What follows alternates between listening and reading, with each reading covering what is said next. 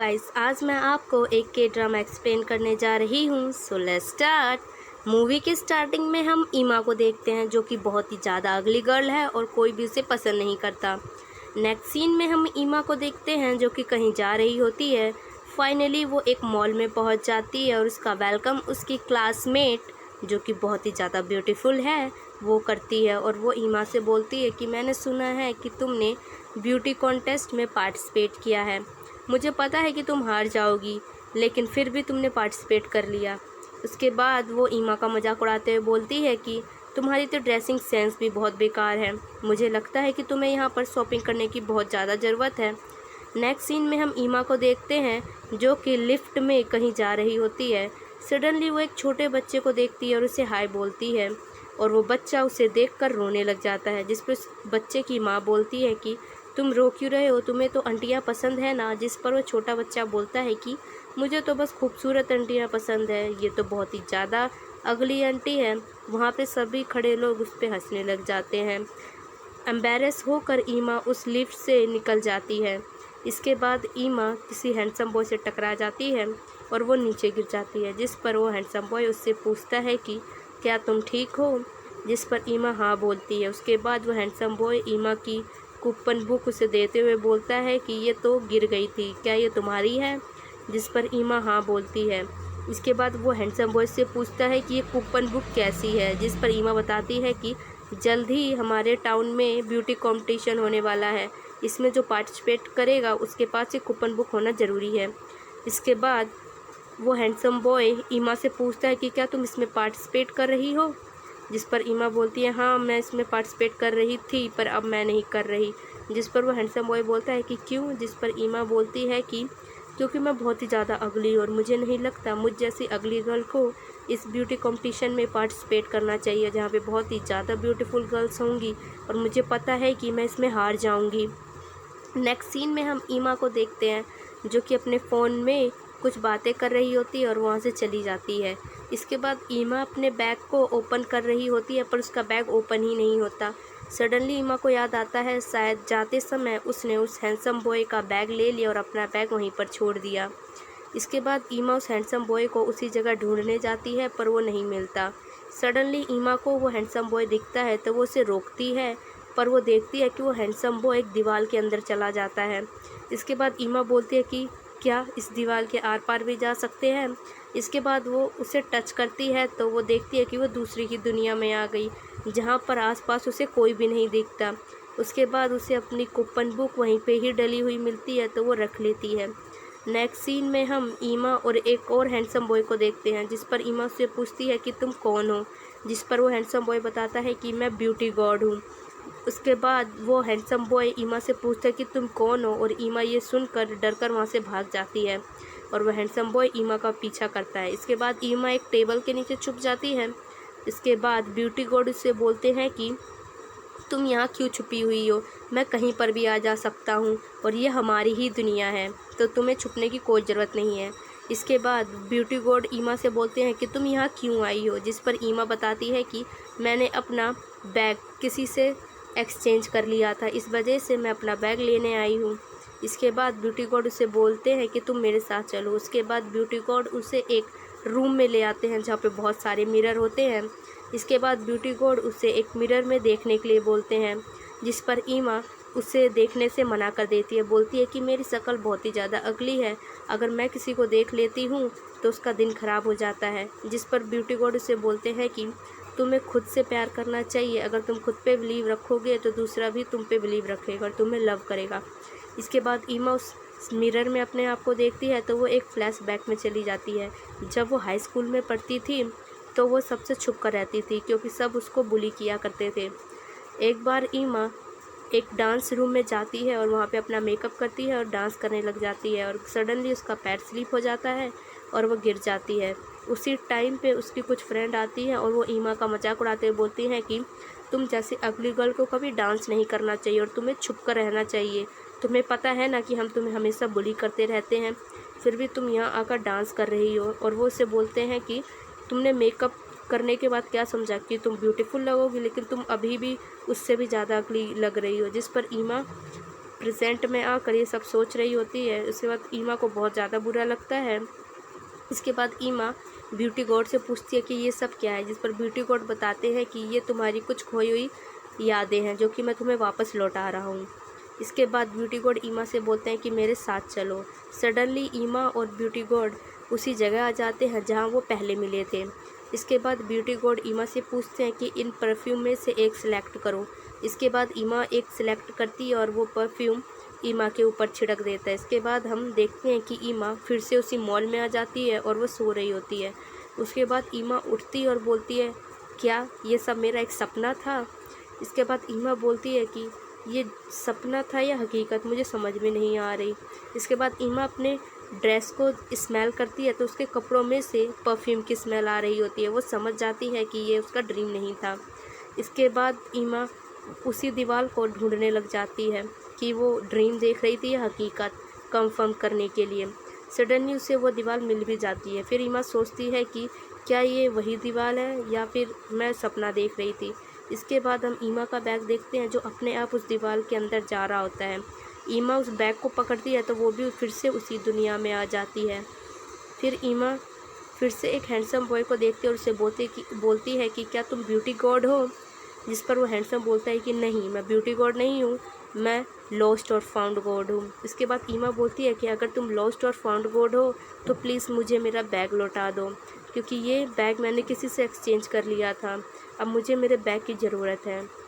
इसके बाद लॉस्ट और फाउंड गॉड उसे बोलते हैं कि फिर तुम लॉस्ट और फाउंड रूम में जाकर ढूंढो अपना बैग।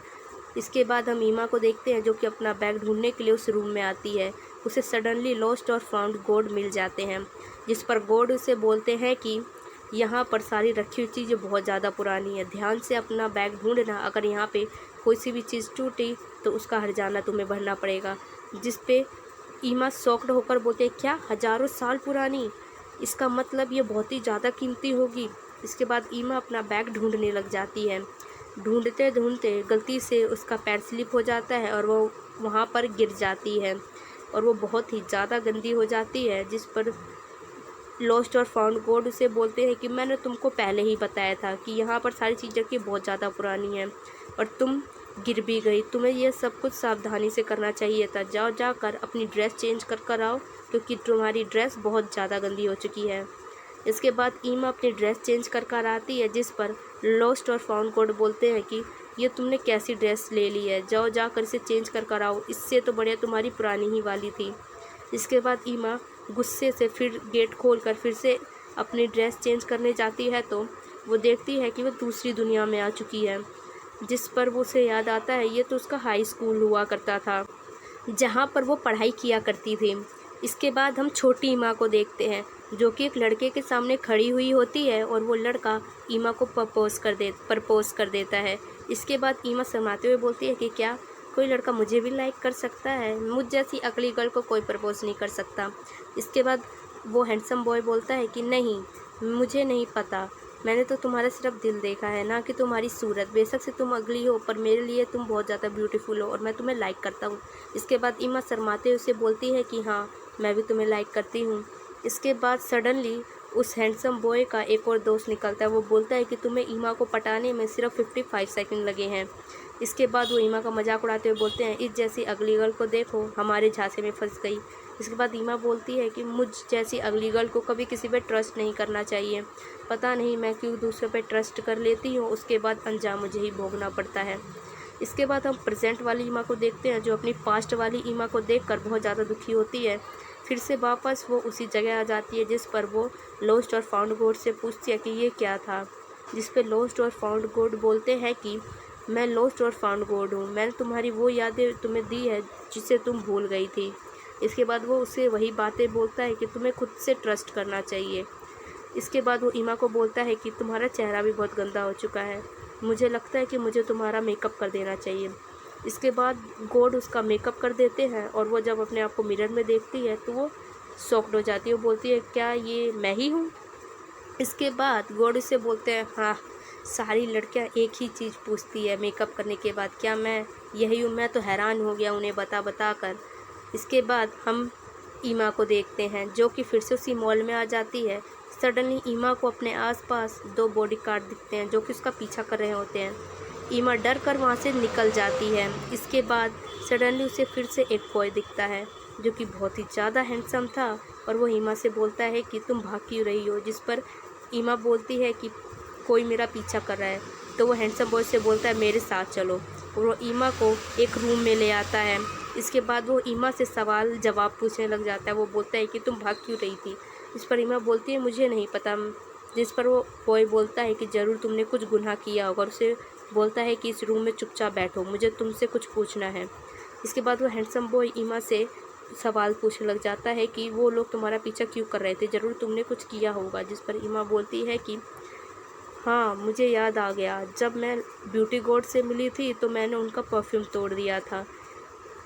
इसके बाद ईमा बोलती है कि हाँ, मैं अपना गुनाह कबूल करती हूँ। इसके बाद वो हैंडसम बॉय बोलता है कि मतलब तुमने अपना गुनाह कबूल कर लिया। इसके बाद ईमा बोलती है कि हाँ, मैंने अपना गुनाह कबूल कर लिया। इसके बाद वो हैंडसम बॉय बोलता है कि चलो बताओ कि तुमने ज्वेलरी कहाँ छुपा के रखी है। जिस पर वो बोलते कि वो ज्वेलरी बहुत ही ज़्यादा कीमती है और बता दो मुझे वो तुमने कहाँ छुपाई है। जिस पर ईमा बोलती है क्या ज्वेलरी तो मैंने नहीं चुराई है, मैंने तो बस एक परफ्यूम की बोतल ही तोड़ी थी। जिस पर वो बोलता है कि तुम झूठ बोल रही हो, और वो ईमा को अपने साथ उसी शॉप पे ले आता है जहाँ पर उसने ज्वेलरी चुराई थी।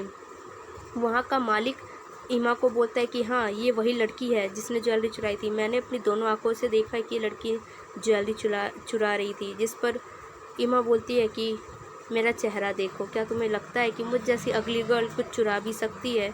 जिस पर वो हैंडसम बॉय बोलता है कि मुझे लगता है कि मुझे तुम्हारा बैग चेक करना चाहिए। इसके बाद वो ईमा का बैग चेक करने लग जाता है और वो ईमा से उसका पासवर्ड मांगता है। जिस पर ईमा बोलती है कि मुझे इसका पासवर्ड नहीं पता। जिस पर वो बोलता है कि इसका मतलब कि तुमने इसे चुराया है और ये मास्टर का बैग है। जिस पर ईमा बोलती है मास्टर का बैग, और वो बोलती है कि मैंने इसे चुराया नहीं है, मुझसे गलती से एक्सचेंज हो गया था। मास्टर का नाम सुनते ही उस शॉप का ओनर डर जाता है और वो समझ जाता है अगर ये बात मास्टर तक गई तो उसको पछताना पड़ेगा। इसके बाद वो अपना गुनाह कबूल कर लेता है और बोलता है कि इस लड़की की कोई भी गलती नहीं थी, यहाँ का सारा सामान मैंने चुराया है। नेक्स्ट सीन में हम उस हैंडसम बॉय को देखते हैं जो कि ईमा से सॉरी बोलता है और बोलता है कि मुझे तुम्हारी बातों पे यकीन कर लेना चाहिए था। इसके बाद ईमा बोलती है कि तुम्हारी कोई गलती नहीं है, मैं अगली हूँ ना, वैसे भी जब मैं हाई स्कूल में पढ़ती थी तो सब मुझको बुली किया करते थे, वहाँ पर भी अगर कोई चोरी हो जाती थी तो सब मेरा ही नाम लगाते थे, सबको लगता था कि हाँ मैं ही चोर हूँ। इसके बाद ईमा उसे माफ़ कर देती है और वो हैंडसम बॉय वहाँ से चला जाता है। इसके बाद सडनली ईमा को याद आता है कि उसे तो अपना बैग लेना था। इसके बाद वो बोलती है कि मुझे मास्टर का पता तो बताते हुए जाओ, लेकिन तब तक वो बॉय वहाँ से चला जाता है। इसके बाद ईमा अपने आसपास देखती है तो वो देखती है कि वो फिर से उसी मॉल में आ चुकी है और वो उस मॉल में इधर उधर देखती है। उससे फिर एक मिरर दिखता है जिस पर वो मिरर में अपना चेहरा देखती है, लेकिन इस बार वो बहुत ही ज़्यादा मुस्कुराते हुए अपना चेहरा देखती है और वो बहुत ही ज़्यादा कॉन्फिडेंट लग रही थी। अब वो समझ गई है कि उसे खुद से प्यार करना चाहिए।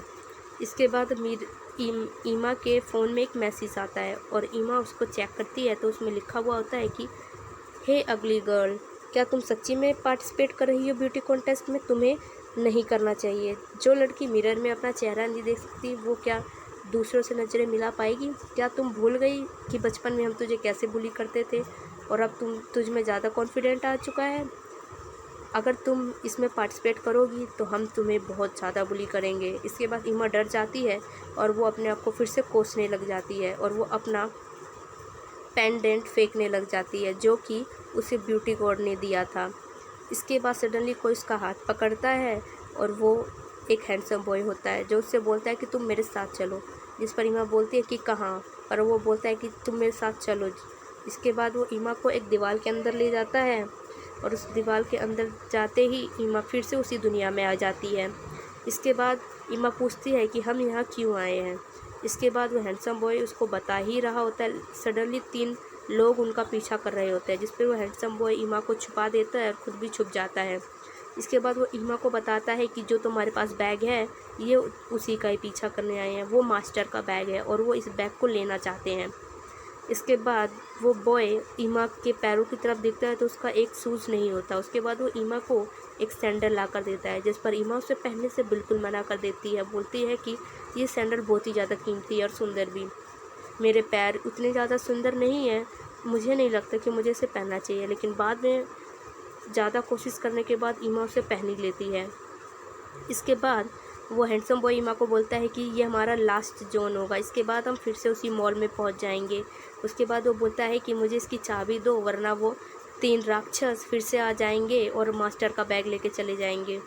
इसके बाद वो हैंडसम बॉय बोलता है कि इसकी चाबी तुम्हारे ही पास है, जिस पर ईमा को याद आता है कि हाँ, उसको ब्यूटी गॉड ने एक लॉकेट दिया था जिसका निशान बिल्कुल वहाँ लगा हुआ है। इसके बाद वो अपना लॉकेट उतारती है और उसको उसी जगह फिट कर देती है और गेट खुल जाता है।